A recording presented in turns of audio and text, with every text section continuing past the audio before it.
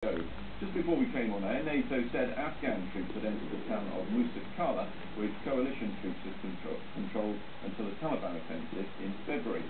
Keith Brings. This morning it was all smiles as Gordon Brown posed with troops in Helmand province. But this surprise visit was meant as a morale boost for the British forces who, just miles away from here, are battling to retake the town of Musa Qala. The operation has been described as the biggest taking place in Afghanistan. I want to thank every one of you for what you have done in what is the front line against the Taliban. Because this is one of the most challenging of environments. It's one of the most difficult it's the most testing of crimes, and it's one of the most important of missions.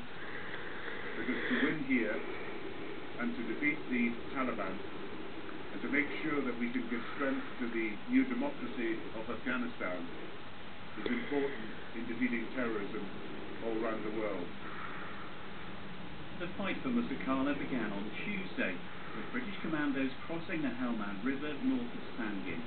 On Thursday, thousands of Afghan army soldiers, supported by British forces, began fighting their way up the Helmand Valley towards Musa Qala.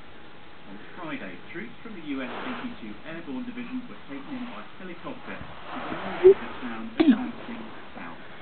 On Saturday, the town was completely encircled. Today, Afghan forces are claiming to have entered. Thank you for that, Frankie. NATO forces have fought for and taken Musa Qala before, inflicting severe damage on the town in the process. But in a controversial deal, Britain handed the town back to tribal elders last October. 4 months later, it was back under Taliban control. The operation to retake the town has already cost the life of one British soldier, 33-year-old Sergeant Lee Johnson of the 2nd Battalion, the Yorkshire Regiment. The vehicle he was travelling in struck a mine on Saturday, killing him and seriously injuring another soldier. These are the forces Afghan and British troops are up against. Taliban fighters filmed inside Musa Qala last month. They're resilient fighters, but the international force in Afghanistan insists local soldiers can drive them out and keep them out.